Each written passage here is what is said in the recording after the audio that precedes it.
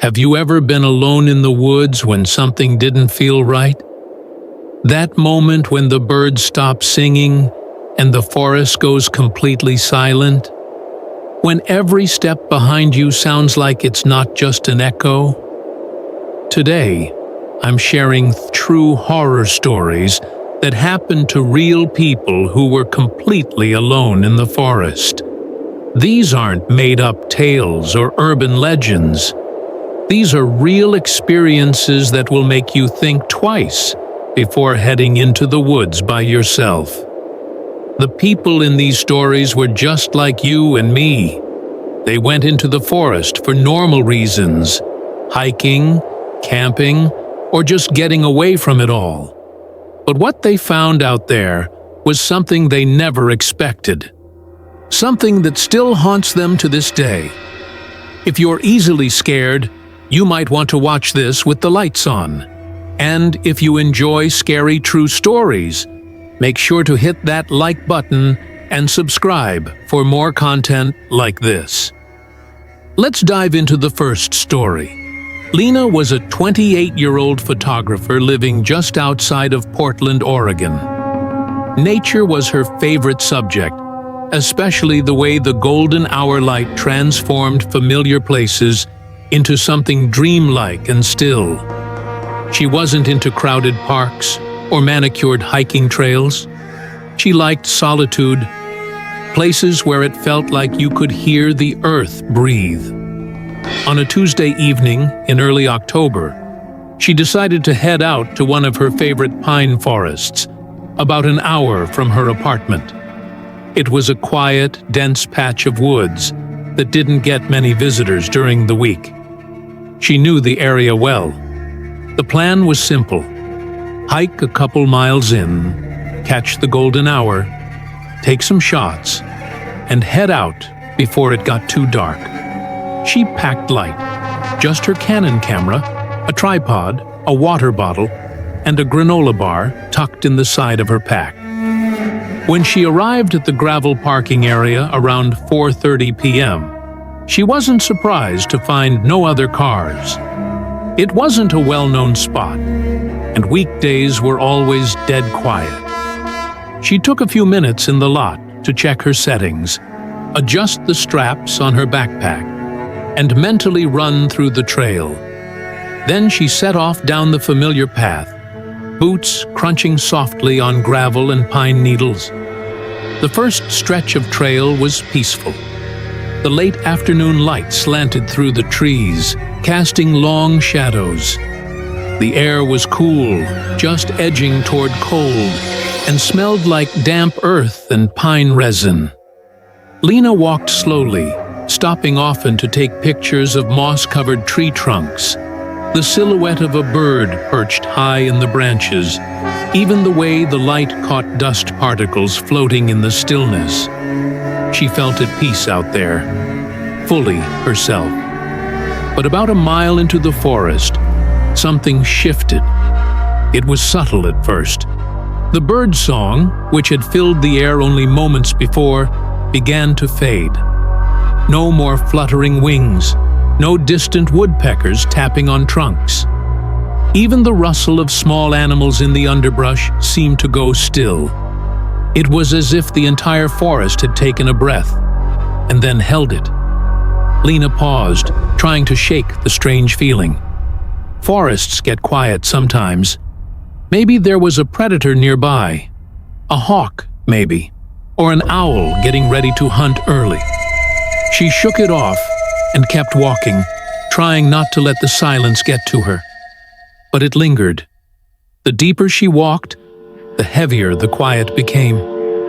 Not peaceful anymore. Oppressive. Like something unseen was watching her, just out of frame. She tried to ignore it. She focused on the soft crunch of her boots, the way her breath puffed slightly in the cool air. She was just lifting her camera to photograph a sunlit stump when she heard it. "Lena! Lena!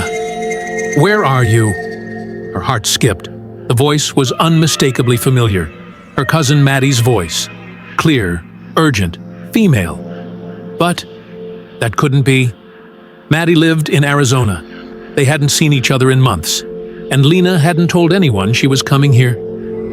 She turned slowly, scanning the path behind her. Nobody. No one on the trail.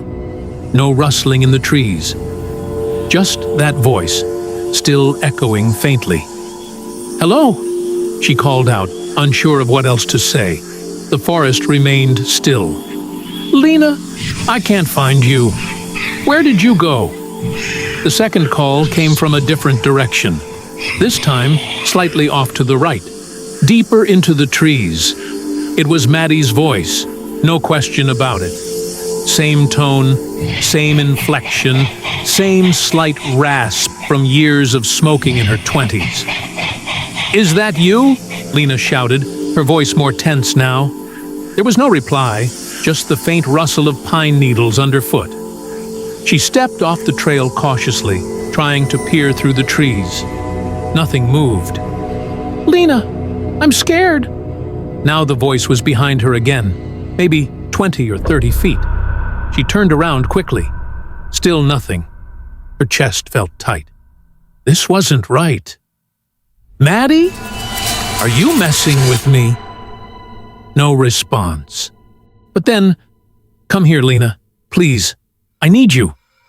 It came from her left now, then her right. The voice kept shifting positions, always just far enough away that she couldn't see who or what was saying it. And still, no footsteps, not a single broken twig, no rustling, just that voice gliding through the trees. Her stomach dropped. "Maddie doesn't even know I'm out here," she whispered to herself. She stood frozen for a moment, scanning every shadow, listening harder than she ever had before. Then, "I'm right here, Lena. Don't leave me." The voice was directly behind her. She turned fast, hand trembling, heart pounding like a drum in her chest. But there was nothing. No one. Just the trees and the unbearable silence. And then the voice changed. Still Maddie's voice, but colder now, almost mocking. "Lena, don't you love me anymore?" She backed away. "Lena, we used to be so close." Now it was coming from the trees ahead. "I know all your secrets." She didn't wait. She turned and ran. Branches scraped her arms. Twigs caught on her boots. Her pack bounced violently on her back. The voice followed, staying just out of view, calling to her from every side. "Why are you running from me, Lena? You never really cared about me, did you? You can't leave. You belong to me now." Her breath burned in her chest, legs aching. She didn't know how far she'd run. Half a mile? More? Finally, she saw it. The trailhead. The faint shimmer of the gravel lot through the trees. She sprinted for it. The voice behind her shrieked, "Come back, Lena!" But as soon as she crossed out of the tree line, it stopped. Dead silence. The forest was still. She stumbled to her car, flung the door open, and collapsed into the driver's seat, slamming the lock button. She sat there for a full minute before she could even put the keys in the ignition. That night, she called Maddie, just to make sure she was okay. Maddie was home, safe. She hadn't called, hadn't texted, didn't even know Lena had gone hiking that day. Lena didn't sleep that night, and she never went back to that forest. To this day, she doesn't know what was mimicking Maddie's voice in those trees. But she knows one thing for sure. It wasn't human. And whatever it was, it wanted her to follow it deeper.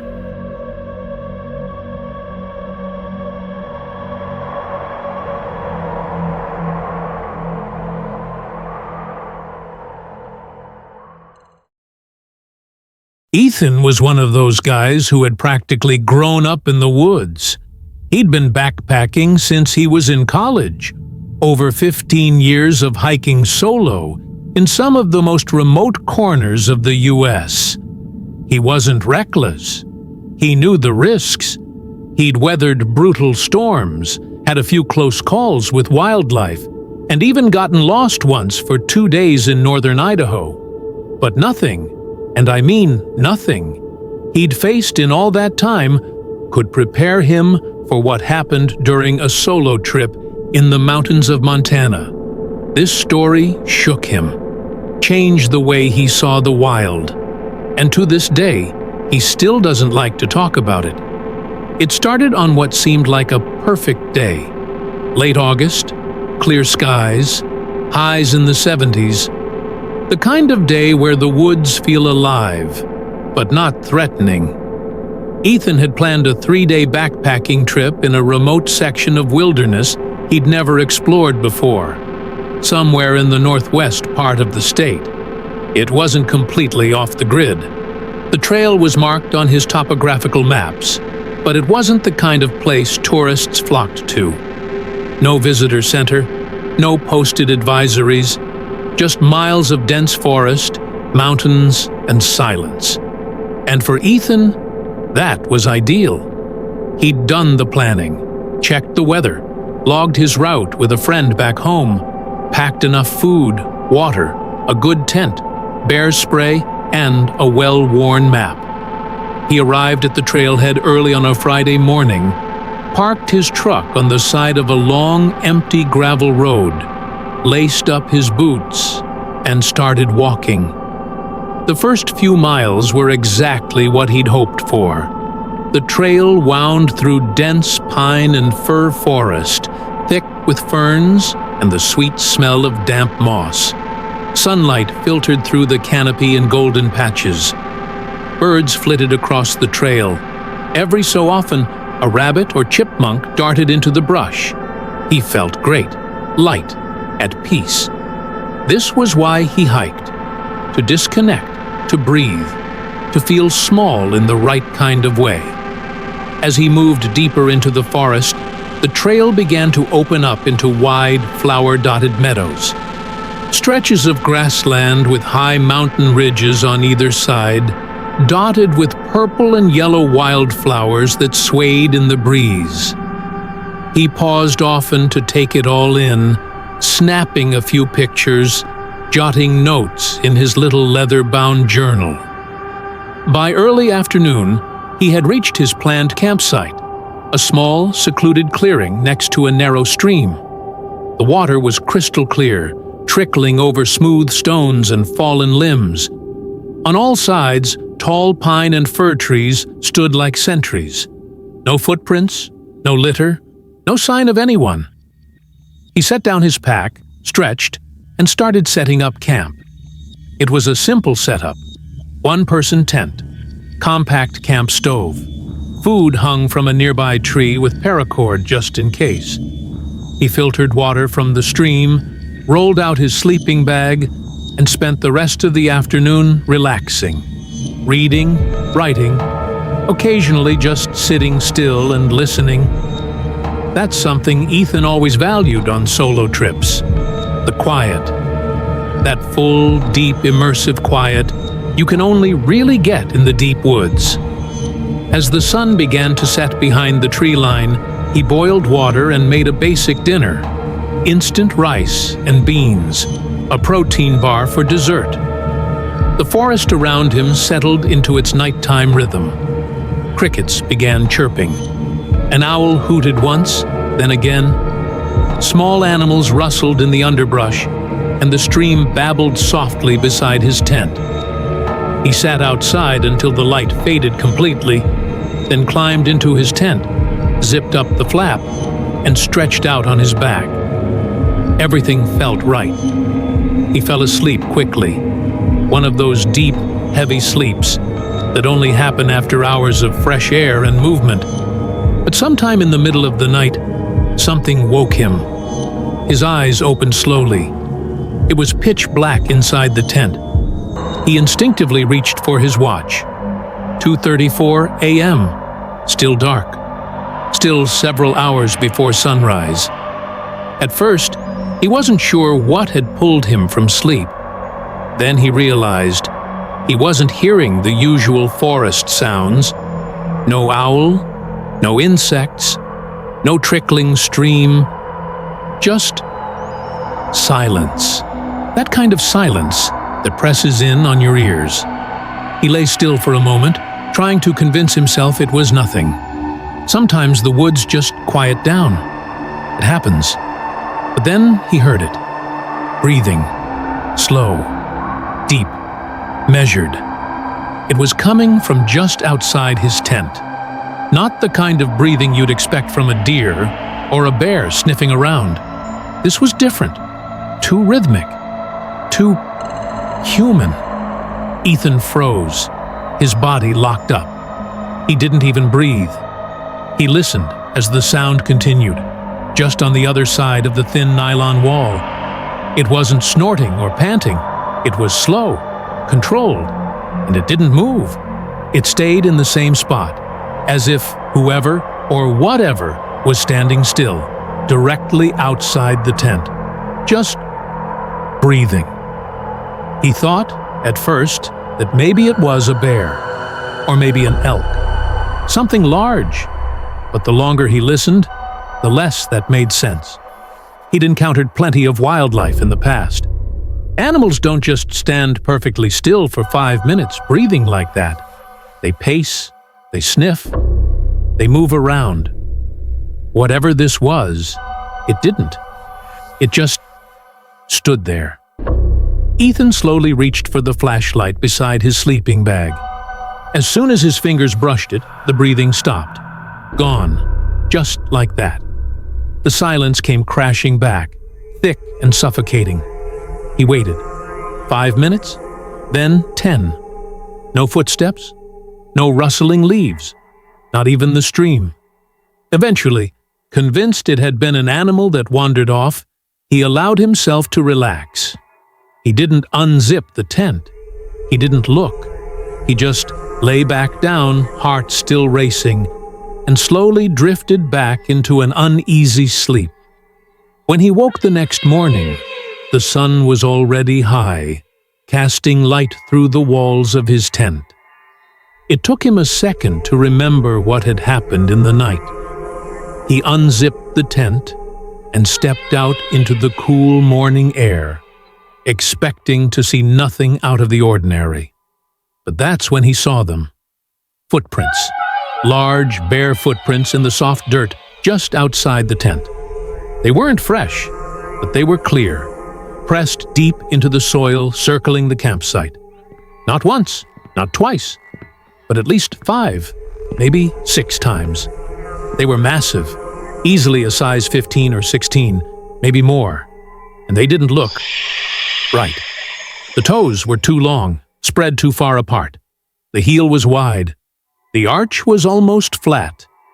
Ethan crouched down and examined them carefully. He knew prints. He knew what bear tracks looked like. He knew what human prints looked like. Even barefoot hiker prints. These weren't any of those. They came from the tree line, looped around his tent several times, then disappeared back into the woods. He didn't even make breakfast. He packed up his gear in record time, shoved everything into his pack, doused his fire pit, and started hiking back toward his truck. And as he moved down the trail, that uneasy feeling started to crawl back into his skin.